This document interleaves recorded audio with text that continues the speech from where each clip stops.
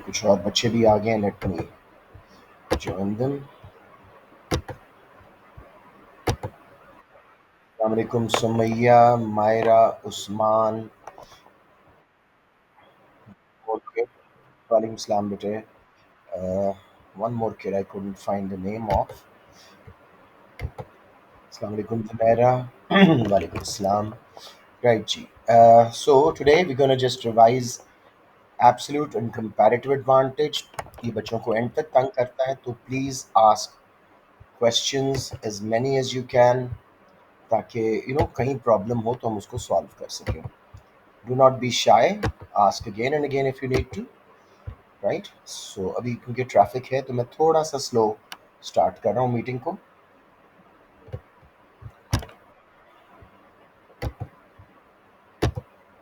अस्सलाम वालेकुम मीन।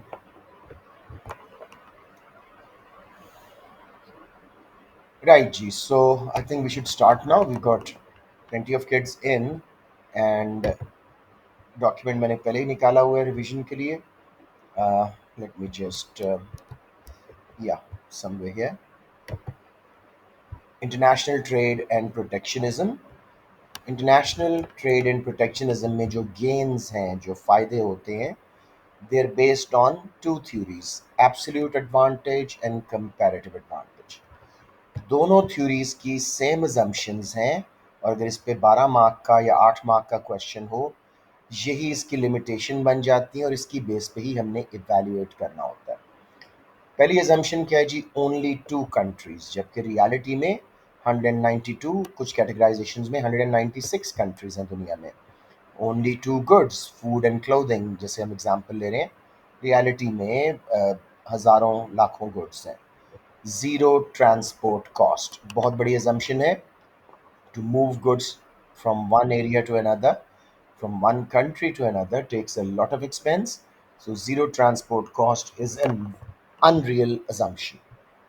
फिर उसके बाद free trade. Yes, some units वगैरह में ट्रेडिंग ब्लॉक्स में फ्री ट्रेड हो रही है, but in general there are protectionist barriers. तो ये चारों अजम्पशंस बड़ी अनरियल हैं। Last one, constant opportunity cost, straight line PPC, जबकि रियलिटी में outward bending, increasing opportunity cost वाला पीपीसी होता है। So again a major assumption. So इन अजम्पशंस को प्लीज़ अच्छी तरह एक दफ़ा देख लीजिए।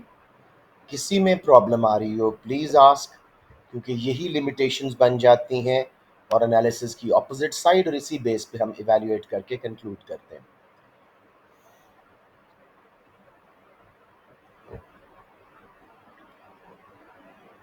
ओके, आई एम अज्यूमिंग सबको समझ आ गया है। एब्सोल्यूट एडवांटेज बहुत इजी है। Simply when a country can produce more of a product than the other with same amount of resources. Let's say दो कंट्रीज हैं एक्स एंड वाई, दोनों के पास 4 वर्कर्स और 2 मशीन्स हैं। एक्स 60 फूड्स बना सकता है या फिर 30 क्लोथिंग, वाई 20 फूड्स बना सकता है या फिर 40 क्लोथिंग। मुझे बताएं किसको एब्सोल्यूट एडवांटेज है, फूड में और किसको क्लोथिंग में?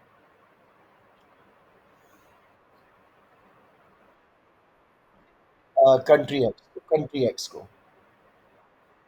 फूड में कंट्री एक्स को और क्लोथिंग में कंट्री वाई को। Everyone clear on this? Slightest confusion please ask. अच्छा, क्या होगा? हाँ हाँ हाँ, बस ज्यादा बना सकें आप सेम अमाउंट ऑफ रिसोर्सेज में। राइट। अच्छा, एब्सोल्यूट एडवांटेज हमेशा रेसिप्रोकल होता है, opposite. Both countries can not have absolute advantage in the same good, वरना ट्रेड नहीं हो सकेगी। तो इसलिए ये आपस में क्रॉस होंगे एब्सोल्यूट एडवांटेज के पीपीसीज।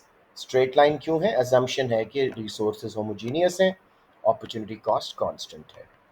एनी कंफ्यूजन मेरे बच्चों? अब जब हमने डिटर्मिन कर लिया कि भाई कंट्री एक्स को एब्सोल्यूट एडवांटेज है फूड में और वाई को क्लोथिंग में, तो X should specialise in producing food only. 60 foods बनाए, कोई क्लोथिंग ना बनाए, सारे रिसोर्सेज फूड पे लगा दे। और वाई क्लोथिंग बनाए 40 बनेंगी, कोई फूड नहीं बनाएगा। This will result in gains for the world as well as the two countries when they trade. अब हम देखते हैं गेन्स कैसे आ रही हैं। बिफोर स्पेशलाइजेशन, अगर ये अपने वन हाफ रिसोर्सेज दोनों गुड्स के ऊपर लगाते, यानी लेबर और लैंड को इक्वली डिवाइड कर देते, कैपिटल को दोनों चीज़ें बनाने में, तो country X 30 foods plus 15 clothing बनाता, जबकि country Y 10 foods and 20 clothing बनाता, हाफ ऑफ बोथ। ये देखो, 10 एंड 20 क्लोथिंग बनाता country Y, 30 and 30 food and 15 clothing बनाता कंट्री एक्स। तो वर्ल्ड की आउटपुट क्या होती? 30 प्लस 10, 40 फूड एंड 35 क्लोथिंग। समझ आ गया मेरे बच्चों? ये होता विदाउट स्पेशलाइजेशन, जब वो सेल्फ सफिशिएंट हो रहे थे, दोनों चीज़ें खुद बना रहे थे। अब जब ये स्पेशलाइज करेंगे, कंट्री एक्स अपने सारे रिसोर्सेज फूड पे लगाएगा, 60 फूड्स बनेंगी और वो क्लोथिंग कोई नहीं बनाएगा। कंट्री वाई फूड नहीं बनाएगा, सारे रिसोर्सेज क्लोथिंग पे लगाएगा, 40 बनाएगा। अब दुनिया में 60 फूड्स हो गई, 40 क्लोथिंग हो गई। तो नोट करें, 20 food and 5 clothing is the gain for the world.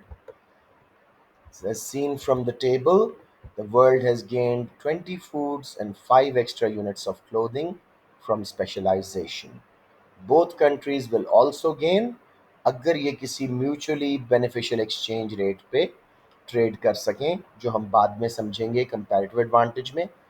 If this exchange rate lies between their opportunity cost ratios, ये भी हमने बाद में समझना है। मुझे बताएं, एब्सोल्यूट एडवांटेज में एब्सोल्यूट क्लैरिटी आ गई है सबको? All right, there are more kids there. Let me let them in. All right जी. So basically बहुत सिंपल मॉडल था एब्सोल्यूट एडवांटेज का, कि हर कंट्री जिस चीज़ को ज़्यादा बना सके दूसरे से सेम अमाउंट ऑफ रिसोर्सेज में, वो उस पर स्पेशलाइज करे। उससे दुनिया की आउटपुट भी बढ़ेगी, जैसे हमने इस एग्जाम्पल में देखा, और उस कंट्री को भी ट्रेड करने के बाद दोनों कंट्रीज को फ़ायदा होगा। Any questions here?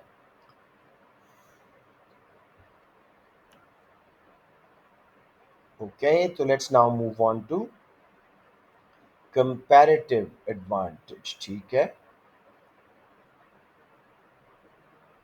comparative advantage is slightly different.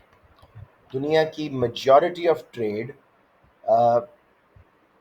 comparative advantage पे based है। absolute advantage बहुत कम countries को है जो same amount of resources में दूसरे से ज़्यादा बना सकते हैं quantity. So majority of the trade is based on comparative advantage. What is comparative advantage? When a country can produce a good at a lower domestic opportunity cost than the other. Basically, the country has to give up less of a good to produce the other. Come opportunity cost में अगर आप एक good बना सकते हैं दूसरे country से, तो आपको कंपैरेटिव एडवांटेज हासिल है। हर कंट्री उस गुड पे स्पेशलाइज करे जिसमें उसकी लोअर अपॉर्चुनिटी कॉस्ट है। इससे वर्ल्ड आउटपुट भी बढ़ेगी, और जब ये कंट्री एक म्यूचुअली बेनिफिशियल एक्सचेंज रेट पे आपस में एक्सपोर्ट इंपोर्ट करेंगे, ट्रेड करेंगे, तो इनको भी बेनिफिट होगा। जी, any questions here with the basic idea of what comparative advantage is?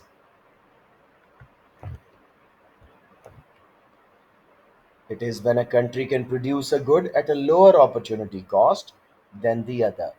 The country has to give up less of a good to produce the other. For example, country x हमारी इस example में दोनों goods में ज़्यादा efficient है। 40 T बना सकता है या 40 coffees.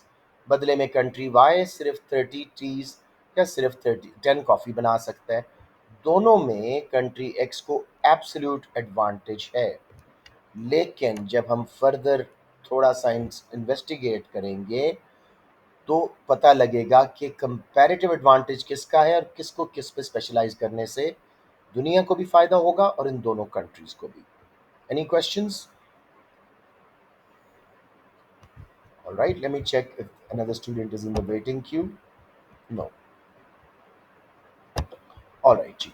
So now, as seen from the figure, X is more efficient in both tea and coffee than country Y. It has absolute advantage in both goods. Although country Y is inefficient comparatively in both goods, but is less inefficient in tea. जरा lead देखो, 40 के मुकाबले में 30 T थोड़ा फर्क है, जबकि coffees में 40 के मुकाबले में 10 बहुत ज़्यादा वो comparatively inefficient है.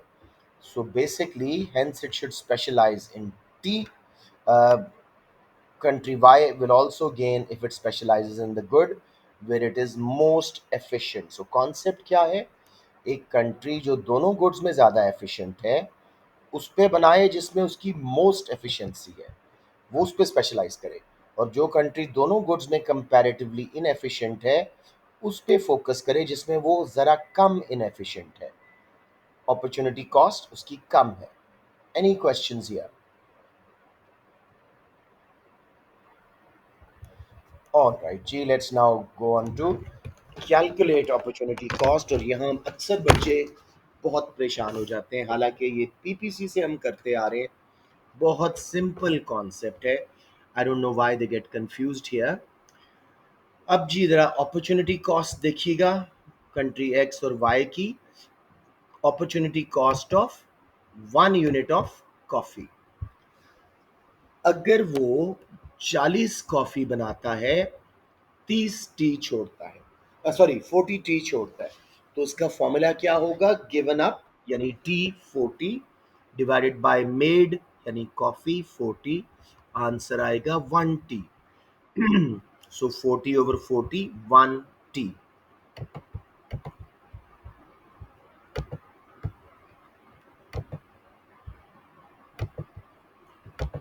राइट जी.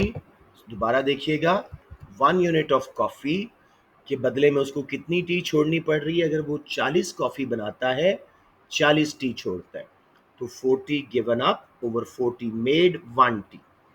दूसरे के केस में वो या 30 टी बना सकता था या 10 कॉफी. अब जब वो 10 कॉफी बनाएगा, 30 टी गिव अप करेगा, तो हम डिवाइड करेंगे 30 given up over 10 made. 3 tea is the opportunity cost. बच्चों समझ आ रहा है?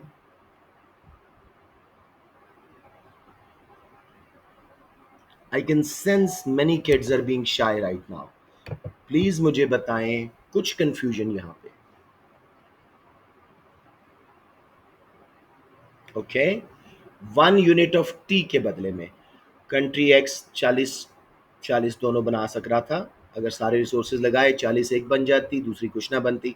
तो अब वो जब 40 टी बनाएगा, 40 कॉफ़ी छोड़ेगा, तो given up coffee 40 divided by made tea 40, 1 coffee उसकी अपॉर्चुनिटी कॉस्ट है.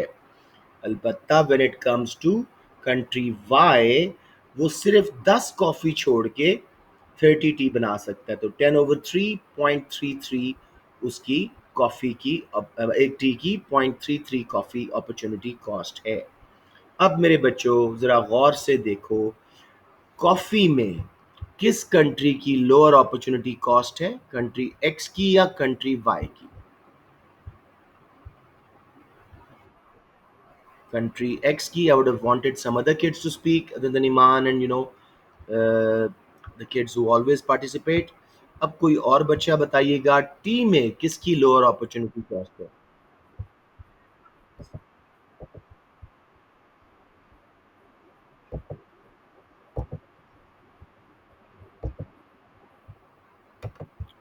राइट जी. अब मेरे बेटे देखो, आपका कंट्री सॉरी टी के अंदर किसकी लोअर अपॉर्चुनिटी कॉस्ट है? एक टी बनाने के लिए कंट्री एक्स एक कॉफ़ी छोड़ रहा है और कंट्री वाई सिर्फ 0.3 कॉफ़ी छोड़ रहा है. किसकी लोअर अपॉर्चुनिटी कॉस्ट है? Country Y, perfect. सब बच्चों को समझ आ गया है, कोई मसला बेटे प्लीज पूछे। The only cure for not knowing is asking. I don't know why some kids I can feel are struggling yet not asking. Please पूछ लें।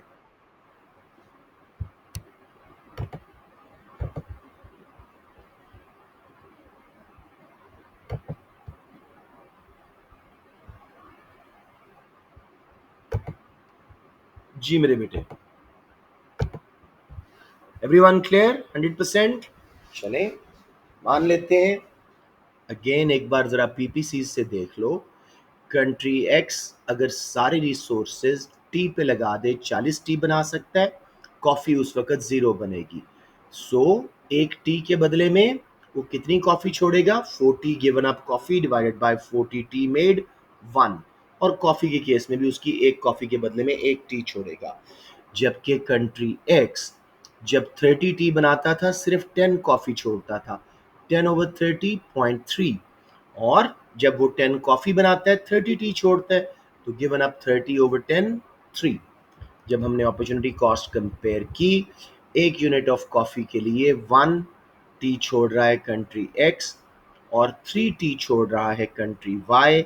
किसकी लोअर है? कंट्री एक्स की अपॉर्चुनिटी कॉस्ट, उसको कंपैरेटिव एडवांटेज है coffee में। Country Y को tea में, क्योंकि वो सिर्फ 0.3 कॉफी छोड़ रहा है for every 1 Y, for every 1 tea. जबकि कंट्री एक्स एक कॉफी छोड़ रहा है for every 1 tea. So country X has lower domestic opportunity cost in coffee and has comparative advantage in it. Country Y has lower domestic opportunity cost in tea and has comparative advantage in it. अब हर country अपनी अपनी चीज के मुताबिक specialise करेगा। अब हम ढूंढेंगे म्यूचुअली बेनिफिशियल एक्सचेंज रेट। ऐसा एक्सचेंज रेट कि एक टी के बदले में कितनी कॉफी है, कॉफी के बदले में कितनी टी, कि दोनों को समझ आए। अब कंट्री एक्स ने फैसला किया कि वो कॉफ़ी में स्पेशलाइज करेगा जिसमें उसका कंपैरेटिव एडवांटेज है। अपने घर में एक कॉफ़ी बनाने के लिए उसको 1 टी गिव अप करनी पड़ रही है। तो उसको प्राइस जो पे करनी पड़ रही है टू मेक फैन बंद कर, to make 1 coffee is 1 tea. तो अब जब वो ट्रेड करेगा तो वो चाहेगा मुझे मोर देन 1 टी मिले, वरना वो अपने घर ही बना ले। वाई वुड ही एक्सपोर्ट अगर उसको एक से भी कम टी मिल रही है? अपने मुल्क में एक कॉफी छोड़ के वो एक टी आराम से बना सकता है। Everyone clear? Okay. Country Y on the other hand. जी जी बेटे। जी मेरा बेटा। I think there was a question there, but the kid is not able to say anything. Okay. Syed सुभान, आप ऑलरेडी मीटिंग में हैं? हाँ, आप ऑलरेडी मीटिंग में हैं, ये कोई गलत बच्चा है। रायलिसन को एंट्री देते हैं, इसको डिनाई करते हैं। राइट जी। ऑल राइट, सबको समझ आ गया जी कि एक टी के बदले में वो अपने घर में 0.3 कॉफी छोड़ के टी बना सकता है। अब अगर वो टी एक्सपोर्ट करता है तो उसको 0.3 से ज्यादा कॉफी मिलेगी, तो उसको फायदा है ना। He will only trade when he receives the price for tea more than 0.3 of coffee. समझ आ गया मेरे बच्चों? Totally. Kids are not asking. I'm sure some of you are struggling. अच्छा जी, अब मैं डिफरेंट दोबारा बता दें। आई विल, लेकिन थोड़ा मुझे बताओ, आपको फिलहाल सब समझ आ रही है अपॉर्चुनिटी कॉस्ट वगैरह की बात? अच्छा, ये समझ नहीं आ रहा कि वो ट्रेड कब करेंगे कब नहीं, या? अब मुझे बताओ, कंट्री एक्स की अपॉर्चुनिटी कॉस्ट कॉफी में थी एक कॉफी के बदले में एक टी।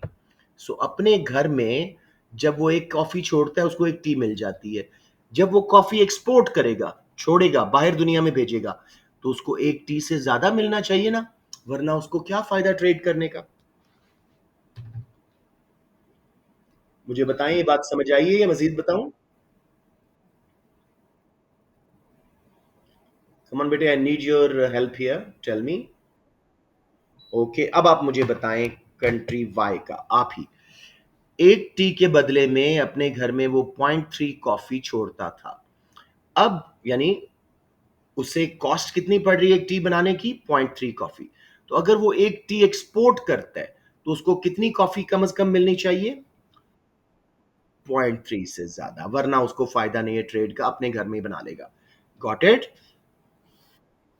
अब जी, म्यूचुअल बेनिफिशियल एक्सचेंज रेट, पहले दो कॉलम सूट नहीं करेंगे, लास्ट कॉलम सूट करेगा। फिर मैं उसको आपको टिप दूंगा कि कहां पे। जी।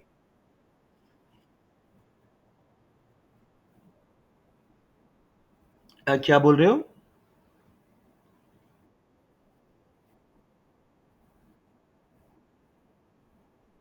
हम्म।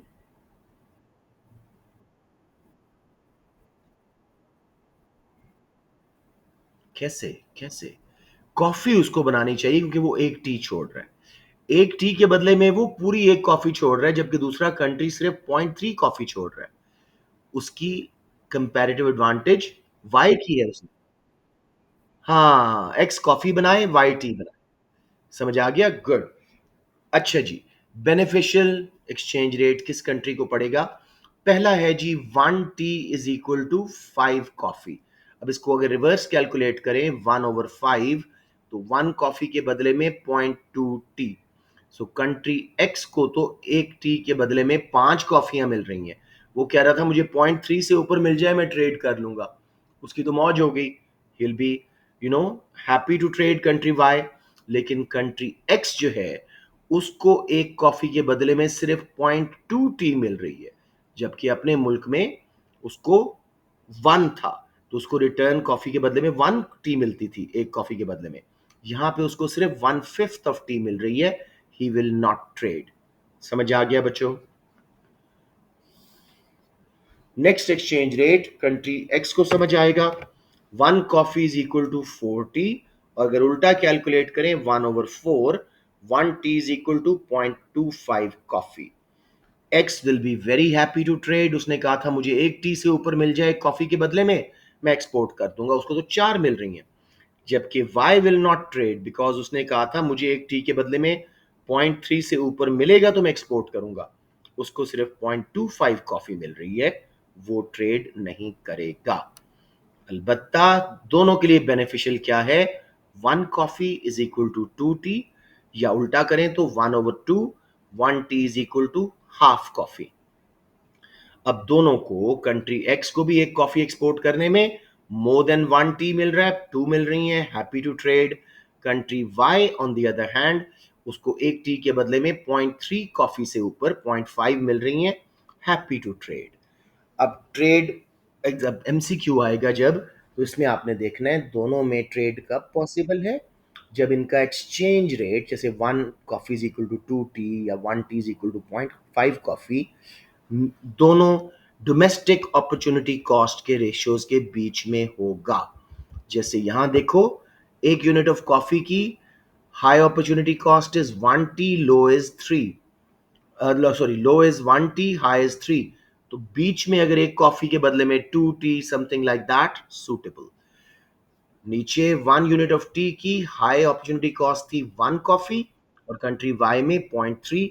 तो 0.3 और 1 के बीच में, जैसे हमने यहां बनाई 0.5, ये सूट करेगा।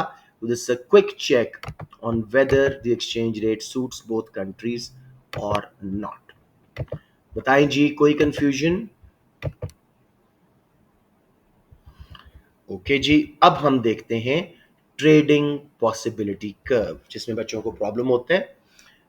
ये पीपीसी से डिफरेंट है। ये ट्रेड के बाद जो हमारा ट्रेडिंग पॉसिबिलिटी कर्व बन रहा है, it's the curve that shows all possible combinations of quantities of imports a country can trade with given volume of exports at a mutually beneficial exchange rate। आसान words में, हम कितनी import मंगा सक रहे हैं अपनी कितनी कितनी एक्सपोर्ट के बदले में। मतलब अगर हम,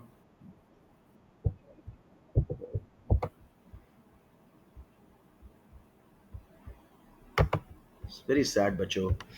have some manners.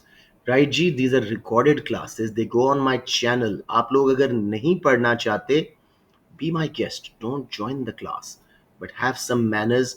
This is actually really embarrassing for me कि आप में से कोई ग्रुप से बाहर भेज रहा है या खुद ही हरकतें कर रहे हो.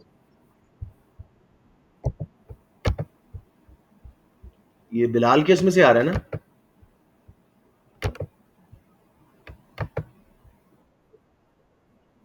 Sorry sorry. ऑल राइट जी. So it's a curve that shows all possible combinations of imports that we can buy for a given quantity of exports at a mutually beneficial exchange rate. इसको थोड़ा याद कर लीजिएगा. अब जरा TPC को बनाना सीखते हैं. इनिशियल पीपीसी हमारा था 40-40. या हम 40 TX बना सकता था या 40 कॉफी. हमने उसको कहा जी कॉफी में स्पेशलाइज करो.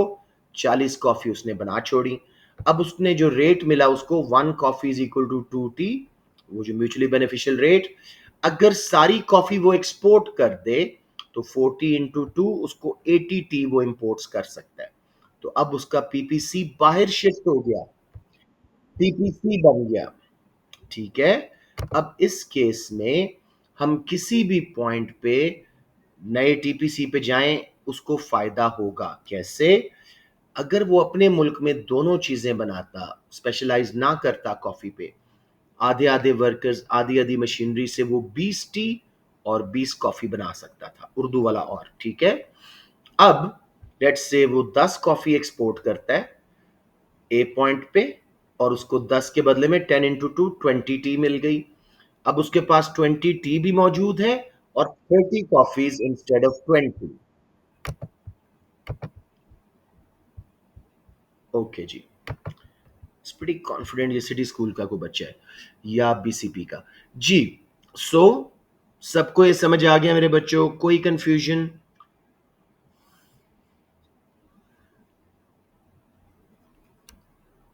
TPC clear? Sorry sorry. मुझे बताएं हमने उसको क्या कहा था कंट्री एक्स को कि कौन सी गुड पे स्पेशलाइज करें? कॉफी. वो सारे रिसोर्सेज लगा दे, 40 कॉफी बनाएगा, 0 टी. अब रेट हमने तय किया था 1 coffee is equal to 2 tea. अगर वो सारी कॉफीज एक्सपोर्ट कर दे तो कितनी टी ले सकते हैं? 40 × 2 80. ठीक है. 40 × 2 80. अब इसका ये टीपीसी बन गया. इस पे किसी पॉइंट पे भी ट्रेड कराओ. जैसे मैंने ए पॉइंट लिया, 10 कॉफी उसने एक्सपोर्ट की, रेट था 2 टी, उसको 20 टी मिल गई. अपने घर में वो दोनों 20-20 बना सकता था अगर दोनों चीजों पे वो अपने रिसोर्सेज को आधे आधे यूज करता. अब उसके पास 20 टी भी हैं और 10 एक्स्ट्रा कॉफी भी आ गई. Got it now? Hmm. Limitations of comparative advantage वही. ओनली टू गुड्स अनरियल है. रियलिटी में there are many goods. Only two countries is also unreal. We have got nearly 200 countries. Constant opportunity cost, straight line PPCs, homogeneous resources.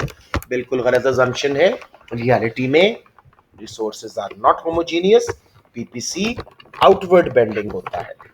Rate of exchange हम असल currencies use करते हैं. यहां तो हम trade करवा रहे हैं goods for goods. Rate of exchange में not fall in the domestic opportunity cost ratios. जैसे हमने देखा था दो टेबल में, दो रेट्स दोनों को सूट नहीं कर रहे थे, आखिरी रेट सूट किया था. लास्टली जी, ओवर टाइम कंपैरेटिव एडवांटेज में change due to changes in international demand patterns. तो यहीं पे हम उसकी एक और भी वीकनेस लिख सकते हैं कि फ्री ट्रेड के फायदे और नुकसान हैं कि वो ओवर रिलायंट हो जाएगा on a few goods.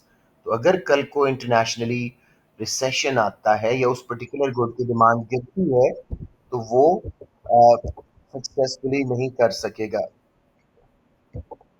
Bilal में से ही आ रही है. I am sorry Bilal.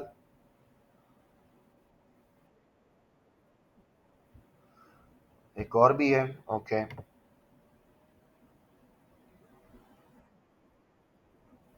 जी वही तो मैं कह रहा हूँ, मोहम्मद बिलाल के नाम से आ रही है. I think is left now. Oh think इनका मैसेज भी आ गया, मैं आज की क्लास अटेंड नहीं कर रहा, मेरे नाम से कोई आ रहा है। Where is he now? Mohammed Mohammed Bilal has left, I think. चलें जी, लेट्स मूव ऑन। सबको समझ आ गया जी कंपैरेटिव एब्सोल्यूट एडवांटेज। अब एक जरा क्वेश्चन, हाँ एक क्वेश्चन क्रिएट करते हैं। अगर आप लोगों के पास किसी के पास क्वेश्चन हैंडी है तो मुझे बता दो, वरना मैं क्रिएट करता हूँ।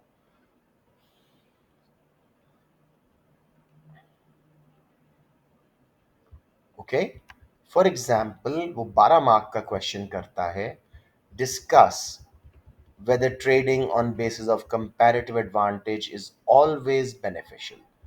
अब मेरे बच्चों, आपको ये सारा टेबल अपॉर्चुनिटी कॉस्ट वगैरह बनाने की हरगिज ज़रूरत नहीं है। All you need to do is pick up the definition.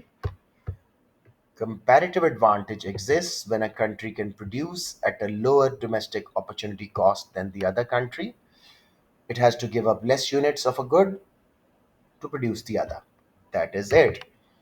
This is a model of specialization which allows each country to benefit, as they will be focusing on the goods for which their resources are most efficient and can be used to produce at the lowest opportunity cost. As a result, they will be able to develop international market का comparative advantage. They will be able to export more. उसके result में उनके मुल्क में पैसा आएगा, x minus M में injection आएगा, एग्रीगेट डिमांड बढ़ेगी, सारे फ्री ट्रेड के फायदे। दूसरे कंट्रीज से वो चीज़ें खरीद सकोगे जो आप खुद नहीं बना सक रहे, आपका कंपैरेटिव एडवांटेज नहीं है, तो आपके कंज्यूमर्स की चॉइस एंड सॉवरेंटी बढ़ेगी। इसके अलावा आपकी कंपनीज को वर्ल्ड वाइड ट्रेड करके इकोनॉमीज ऑफ स्केल मिलेंगी, नई टेक्नोलॉजी आपके मुल्क में आएगी, नए आइडियाज आएंगे। सो बच्चे समझते हैं मैंने ये बनाना है, नो, बहुत साल पहले ये क्वेश्चन आया था, उसके बाद ऐसा क्वेश्चन नहीं आया। अब जी Y comparative advantage would not work, ये इसकी limitations. Let's see. Only two goods is an unreal assumption, only two countries भी अनरियल assumption है, थोड़ा थोड़ा एक्सप्लेन कर देना। स्ट्रेट लाइन पीपीसी नहीं होते, workers land capital are not homogeneous, तो अपॉर्चुनिटी कॉस्ट बढ़ रही होती है। सो राइट, उसके बाद रेट ऑफ एक्सचेंज में not fall between domestic opportunity cost ratios, trade ना हो सके। Too much specialization on a few goods is risky, अगर वर्ल्ड वाइड रिसेशन आए तो आपकी ट्रेड पे बहुत बुरा असर आएगा। लास्टली, आप समटाइम्स रिटेलिएशन भी फेस कर सकते हो अदर कंट्रीज से, वो आपके खिलाफ टैरिफ कोटाज लगा दें तो आपका कंपैरेटिव एडवांटेज ज़ाया हो जाता है। गॉट द पॉइंट जी? So this is how easy the question is. बच्चे क्योंकि इस टेबल इन कैलकुलेशंस के चक्कर में सारा आंसर गलत कर देंगे। क्लियर ऑन दिस मेरे बच्चों? कोई confusion?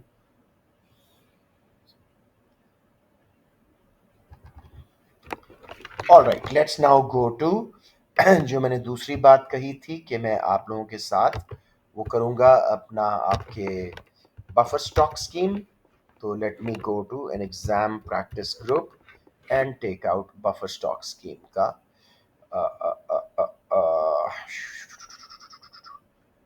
BCP JT A1 should be good. आज मैंने आपको इंपॉर्टेंट क्वेश्चंस भी भेज दिए हैं AS A2 के, so please do look into it. All right, G. So buffer stock schemes will be somewhere between 67 and 92. बस आने वाला है, इसको जरा अच्छी तरह समझिएगा, ये डिटेल में आज मैं पढ़ा रहा हूँ। राइट जी बच्चों, अब इसको जरा तसल्ली से देखो। What is buffer stock scheme? Basically a buffer stock scheme is a government plan to stabilize prices in volatile markets। volatile markets कौन सी होती हैं? जिनमें prices ऊपर नीचे हो रही होती हैं, especially agricultural goods में। This requires intervention buying and selling। क्योंकि prices agricultural goods की क्यों volatile होती हैं, ऊपर नीचे होती हैं? Supply can vary due to weather। कभी अच्छा मौसम हुआ तो सप्लाई बढ़ जाएगी, प्राइस गिर जाएगी। बुरा मौसम हुआ, सप्लाई कर्व लेफ्ट पे शिफ्ट, प्राइस बढ़ गई। साथ में डिमांड भी इनइलास्टिक है तो प्राइस पे बहुत इफेक्ट पड़ता है any shift in supply curve का। सप्लाई शॉर्ट रन में फिक्स्ड होती है, एक तो बहुत लंबा प्रोडक्शन प्रोसेस है, ऊपर से हम कैपिटल ऐड नहीं कर सकते शॉर्ट रन में। सो बफर स्टॉक स्कीम्स क्या हैं जी? गवर्नमेंट का प्लान है कि प्राइसेस को स्टेबल रखा जाए, सप्लाई को ज़रा इलास्टिक बनाया जाए। बाइंग एंड सेलिंग करेगी गवर्नमेंट। किन मार्केट्स में? एग्रीकल्चरल प्रोडक्ट्स की मार्केट में अमूमन, क्योंकि वहाँ प्राइस वॉलेटिलिटी फ्लक्चुएशंस बहुत ज़्यादा हैं because of supply conditions, inelastic demand और fixed supply in short run। तो अब मेरे बच्चे एम क्या होता है बफर स्टॉक स्कीम्स का? Stabilize prices, ensure supply of food in the times of drought वगैरह, प्रिवेंट फार्मर्स या producers going out of business because of a drop in price. किसी बच्चे को कंफ्यूजन हो रही हो? अब let's say target price government की थी ये टीपी, इक्विलिब्रियम जहां पे था, अच्छी बारिश हुई, अच्छी फसल हुई, सप्लाई कर्व राइट पे शिफ्ट हुआ, अब प्राइस आ जाएगी P2 पे। गवर्नमेंट को ये Q1 से Q2 जो सरप्लस हो रहा है उसको खरीदना पड़ेगा ताकि डिमांड कर्व बाहर शिफ्ट हो और वापस हम टारगेट प्राइस पे आ जाएं। Everyone clear on that?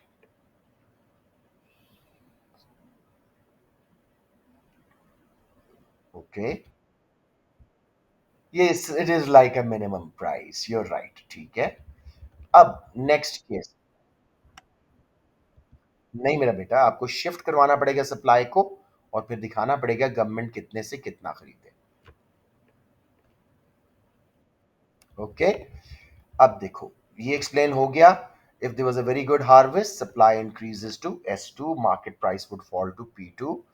The price is below target price. To maintain the target price, government will need to buy the surplus Q1 to Q2 to bring it back up to target price। ठीक है, और देखो price fluctuation भी ना हुई।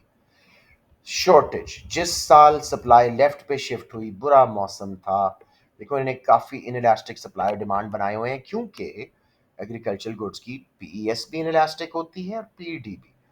Left पे shift हुआ, price P2 पे चली जानी थी, हमारी टारगेट प्राइस थी टीपी। गवर्नमेंट को वापस रिलीज करना पड़ेगा अपने स्टॉक से और बेचना पड़ेगा मार्केट में। S1 तक वापस सप्लाई को शिफ्ट करवाना पड़ेगा ताकि हम टारगेट प्राइस पे आ जाएं।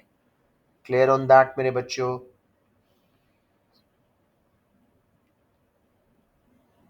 Anyone struggling? जब सरप्लस था, हमें Q1 से Q2 सरप्लस खरीदना है ताकि डिमांड का बाहर शिफ्ट हो, हम वापस टारगेट प्राइस पे आ जाएं।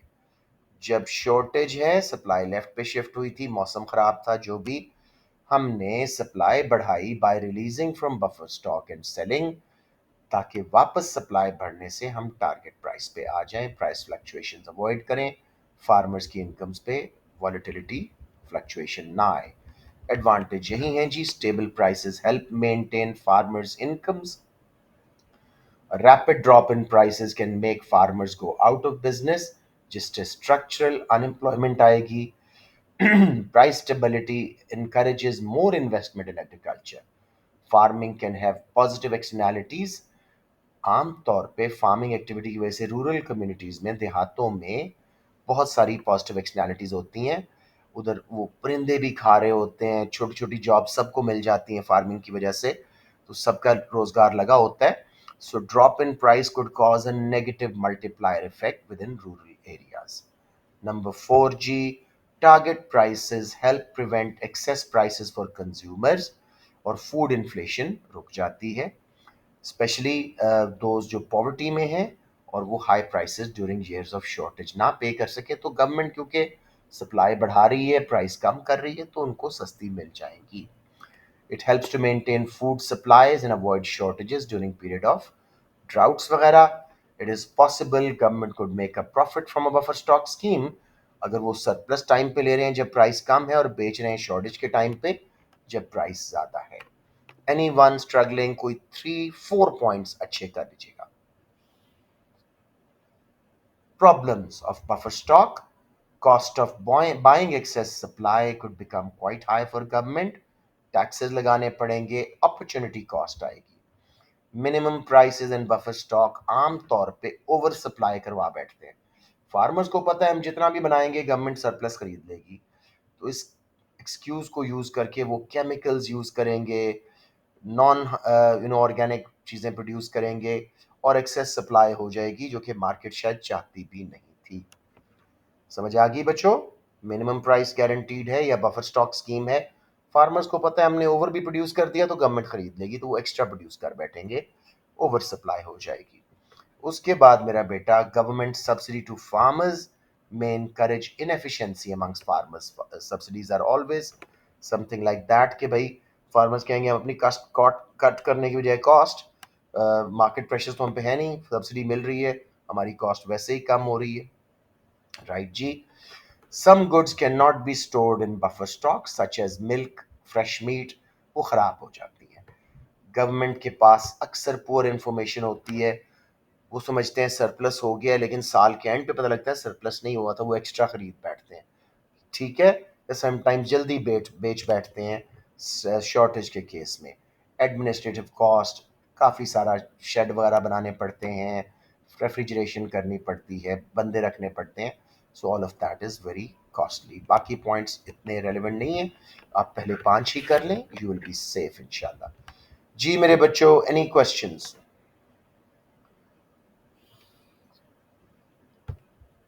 All right, seems like you guys understood. अब बच्चे 30 से 20 रह गए थे एंड पे, लेकिन चने जो आए हुए हैं. Anyone who struggled, please let me know. Okay, excellent. Let's close the class.